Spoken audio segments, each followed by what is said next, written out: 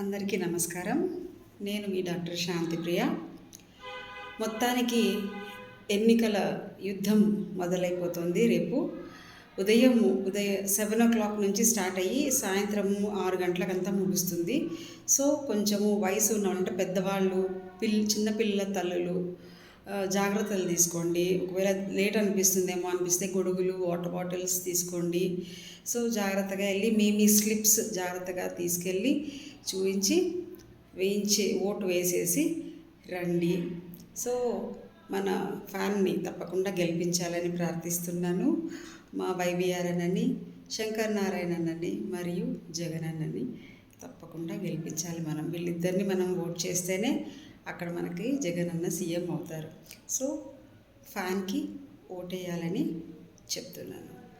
Next ఇది అయిపోయిన తర్వాత యాక్చువల్గా నేను మన ఛానల్కి అంతా మన మంచికే అని ఎందుకు పెట్టానంటే, బేసిక్గా నేను ఒక డాక్టర్ని, అంతకుముందు చిన్నగా ఉన్నప్పటి నుంచి ఒక డాన్సర్ని ప్లస్ సింగర్ని కూడా. అంటే అంత మంచి పెద్ద సింగర్ కాదు, కానీ బట్ ఐ విల్ సింగ్. ఎందుకు ఇవన్నీ చెప్తున్నానంటే, మనము ఒక స్టేజ్లో ఉన్నప్పుడు కూడా మనల్ని మనం ఎనర్జెటిక్గా ఉంచుకోవడానికి మనకంటూ మన వృత్తితో పాటు కొన్ని ఇలాంటివి వ్యాపకాలు, అంటే పాటలు పాడడం కానీ, డాన్స్ చేయడం కానీ, లేకపోతే ఎక్స్ట్రా ఇన్స్ట్రుమెంట్స్ కానీ, ఇట్లా చాలా రకాలుగా ఉన్నాయి. ఇప్పుడు ఆటలు, ఇండోర్ గేమ్స్ ఇట్లా చాలామంది ఆడతారు. ఆటలు అంటే నేను యాక్చువల్గా చెప్పాలంటే స్టేట్ లెవెల్లో ఒకినోవా నేను టోర్నమెంట్కి కూడా వెళ్ళేసి వచ్చాను అనమాట. సో నేను కరాటే కూడా నేర్చుకున్నాను. సో పిల్లలకి ఎందుకు చెప్తున్నానంటే, పిల్లలందరికీ కూడా ఇలాంటివన్నిటి మీద నేర్పించామనుకోండి, వాళ్ళకి ఏవైనా సమస్యలు వచ్చినప్పుడు ఇవి స్ట్రెస్ బస్టర్స్ లాగా పనిచేస్తాయి వాళ్ళకి.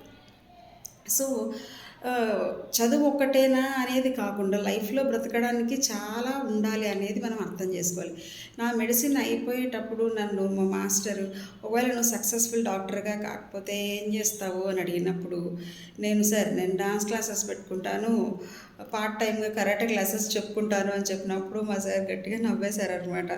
సో అట్లా మనకి ఎప్పుడు ఆత్మస్థైర్యం అనేది పోగొట్టుకోకుండా ఉండాలంటే ఇలాంటివి ఏదో ఒకటి మనకి ఎక్స్ట్రా కూడా ఉండాలి. ప్లస్ అవన్నీ మనకు స్ట్రెస్ బస్టర్స్ లాగా పనిచేసి మనల్ని ఇంకా ఎనర్జెటిక్గా ఉంచి ముందుకు తీసుకెళ్తాయి అన్నమాట. సో మనం రేపటి నుంచి పాలిటిక్సే కాకుండా మిగిలినవన్నీ కూడా మాట్లాడుకుంటాం. నేను డిసీజెస్ గురించి చెప్తాను, మీకు మెడిసిన్స్ గురించి చెప్తాను, ఇంకా డిఫరెంట్ స్టోరీస్ అన్నీ చెప్తాను.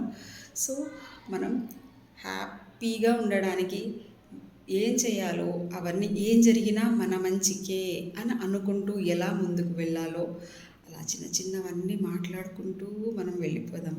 ఓకేనా? Thank you.